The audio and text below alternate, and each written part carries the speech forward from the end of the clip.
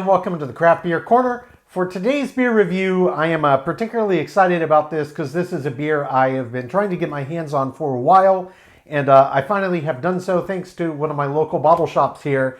And today we're jumping into a beer by Goose Island Beer Company. This is kind of their premium line, and this is the venerable Bourbon County Brand Stout, specifically the 2022 release. It is an Imperial Stout. This year's release clocks in at 14.3% ABV, and this was aged in a blend of 4 different bourbon barrels, specifically Heaven Hill, Four Roses, Wild Turkey, and Buffalo Trace. So some big names on these barrels. Goose Island is, of course, based in Chicago, Illinois. And the first most noticeable thing that ought to be rather obvious is there's really no label art, so to speak. There's a bit of information on the little label tab up top, and then they give you a bit on the back. That's it. No front-facing label. That is not super common, so it's kind of easy to tell these beers when you're looking at them in the beer store. It's the only ones I've ever seen like that, not to say that there aren't others, but this is quite distinct. So, the big Bourbon County Brand Stout. I've heard a lot about this beer over the years. Some people say it's just about as good as it gets for bourbon barrel-aged stouts. So I'm really looking forward to cracking into this for the first time. So we're going to get this cracked. Of course, we're using our old stout glass here. Let's just get this poured right in. Quite dark. I did expect that. I'm trying to give it a bit of a chance to form a head here. Getting a bit aggressive with the pour. Back off. Let it do its thing. Okay, we got a nice rush from the bottom. I can tell you there's already massive aromas coming off of this beer, but that head, it does look quite active in carbonation. Let's just get right up on it so we don't miss anything. Okay, yeah, the bourbon is quite clear. There's a lot of caramel and molasses on the nose on this one, as well as the bourbon, and a ton of this underlying malt bill. So I'm smelling a lot more chocolate and cacao, as well as molasses, than I would normally expect to pick up on the nose in a big Imperial Stout, especially a bourbon barrel-aged variety. But it does smell very big, and there's a lot of rich underlying notes in here. There are some kind of fruitier accents out of here, some kind of plum-like notes coming out of the nose as well, but it's quite pungent, and it does have a distinctly different aroma than maybe you would expect given that it's a bourbon barrel-aged Imperial Stout. But what I can say is it smells amazing. Glad I got the information out of it because this head is basically already gone. I don't know if they would ever in their tap room have this on like a hand pull maybe, but I would imagine if so that it would pour a normal head. As it were poured at home, look, it is what it is. I got the information out of it that I needed, and it dissipated pretty quickly. So good thing I jumped in there when I did. Visually, yeah, as you would expect on a 14.3 Imperial, it's absolutely pitch black, but it smells amazing. It looks amazing. Let's just jump in and see what all the hoopla is about on Bourbon County Stout. Take one.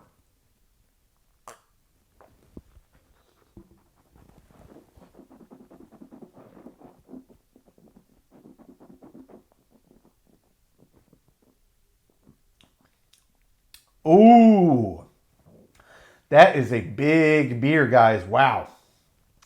Yeah, I expected it would be, given the ABV and thrown through a blend of 4 different really good, well-known bourbon barrels. This is a big beer, guys. This is a big beer for big, in-your-face stout fans. No question about it. Yeah. Okay, so before we even get into this flavor profile, let's talk body and let's talk mouthfeel. 14.3%. It feels every bit as hefty as you would expect. This is a strong, medium, heavy to heavy beer. And it's basically what you'd expect in this ABV range for this style.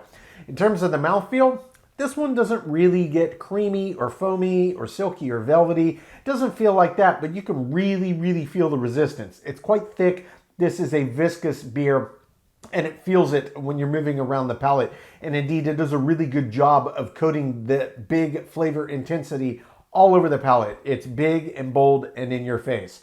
So, flavor profile. Well, what I gotta say is basically what you get on the nose is what you get in the glass, but there's a lot more nuance to it. So where I was smelling rich dark chocolate and cacao and also a lot more underlying molasses than you would normally get on the nose on a stout. It's absolutely present in this glass. Indeed, I gotta say, the molasses and the kind of chocolate roasty side of this malt bill really is surprising how big and in your face it is. You expect there to be some nuance of that on the flavor profile, especially if you're smelling it on the nose, but it's front and center on this beer. And of course, this blend of these 4 different bourbon barrels, the bourbon is quite prevalent up front immediately. There's this nice warming sensation when it goes down. It really does taste strongly of bourbon barrel aging on top of this excellent stout that they put together.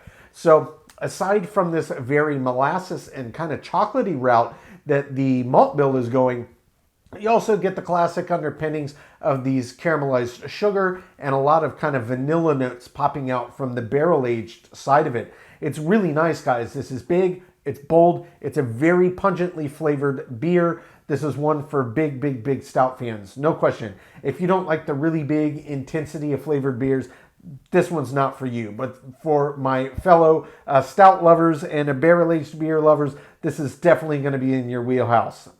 Big beer. My initial impression is I am impressed with this. I see what people have been going on about for years, and I'm glad I finally got the opportunity to get my hands on it.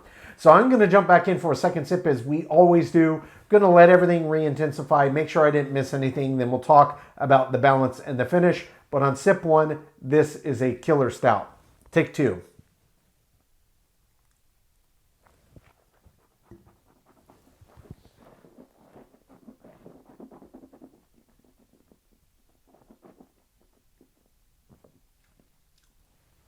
Big breath, big body, big mouthfeel. You swallow, you really feel that weight, and you're immediately hit with that bourbon. That bourbon up front, that nice warming sensation, all of the subtleties of the bourbon flavors popping in and out, and starts to really lean into that kind of vanilla-y accent. It's got this bit of char from those bourbon barrels. It really comes through. That in particular pairs well with this very strongly leaning molasses quality and chocolatey quality coming out of the malt bill. Now, when I say chocolate, I do actually mean chocolate. In this, it tastes like dark chocolate. There's a suggestion of sweetness that I think is being driven largely by the underlying bourbon barrel. There's no lactose in this, so it's not a sweet beer. Indeed, it's quite rich. And there is a fair bit of bitters that pop out of it, but it does taste more like chocolate than, say, like cacao or cacao nibs. And I think that that's popping out of the malt bill based largely on just the volume of the barrel aging that's popping out here. It's very nice. Indeed, outside of the other kind of roasty elements, kind of where it's popping on kind of the fruit side, it's popping kind of in this raisiny kind of plum territory. There's kind of notes of that pop out of it, but it does dominate with this molasses and kind of dark chocolate note coming out of the malt bill. Then, of course, the bourbon lying on top with its caramelized sugar and vanilla notes. It's really nice. In terms of the balance, I think it's great.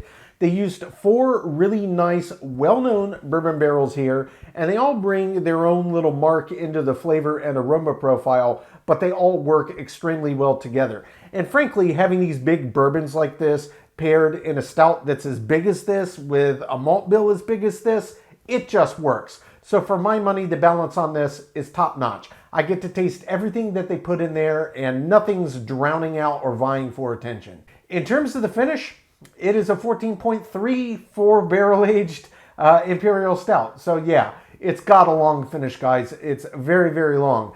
What you're left with on the end of each sip is still lingering bourbon, and frankly, it's that molasses. That's what's kind of driving out. So you get this distinctly bourbon flavor lingering on the back, as well as this molasses flavor lingering on the back, and still just a little bit of that kind of dark chocolate sense coming out of the malt bill. So it really finishes exactly where it started, and you get so much information on the nose that does get translated directly into the glass. There's just some added nuance in the flavor profile with kind of the fruity side accent, but it definitely drives with bourbon, molasses, and a little bit of that dark chocolate at the end. It lasts long after each sip, easily 1.5 to 2 minutes on the end of each sip, guys. You're still tasting it lingering and on the back of the palate. No dryness at all, as you would expect in a big stout. This is a big one, guys. This is a big stout for big stout fans. I am really, really glad I finally got to jump into this one. I'm going to take my time, sip on this, come up with my scores. When we come back, we will get this beer ranked from top to bottom.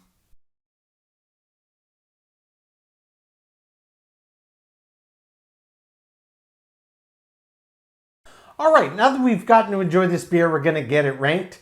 This was Goose Island Beer Company's Bourbon County Brand Stout, the 2022 release, an Imperial Stout that was indeed bourbon barrel aged. This one across 4 different barrels: Heaven Hill, Four Roses Wild Turkey, and Buffalo Trace.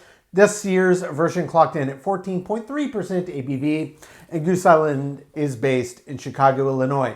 So guys, this beer I had been looking for quite a while. And I mean, sometimes you hear about a beer and you finally get your hands on it and you're maybe not disappointed, but you're just like, it didn't live up to the hype.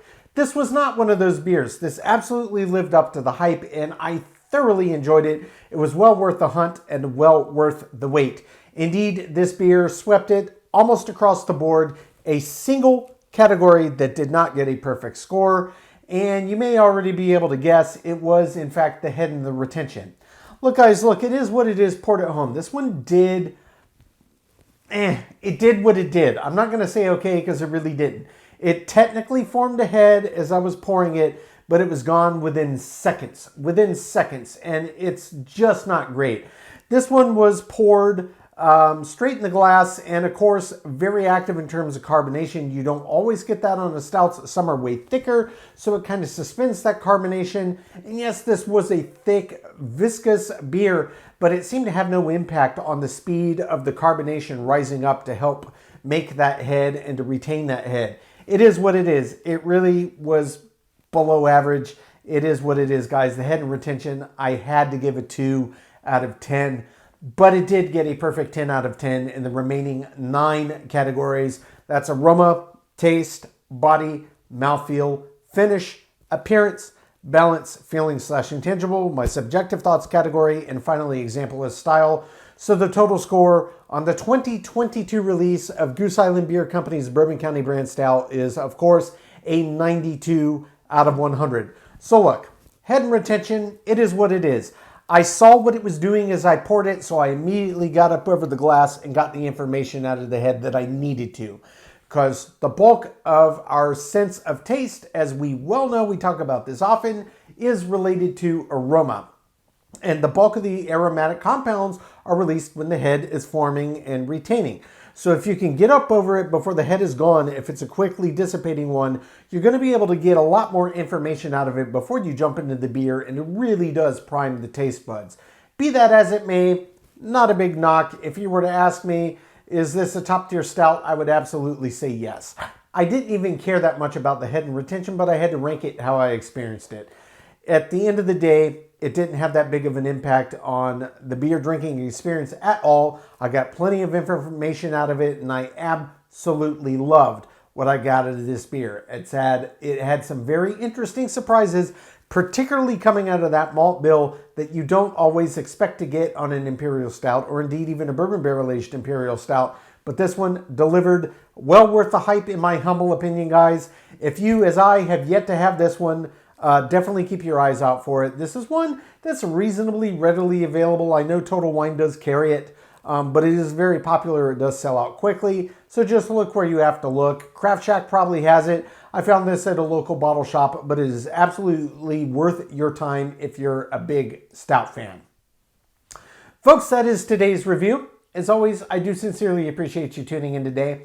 Please don't forget to like, comment, and subscribe. And if you want to stay in the loop when our videos go live, just turn on your notifications, hit that bell icon. It is right next to the subscribe button. Until next time, keep it beer, keep it craft. We'll see you on the next one. Cheers.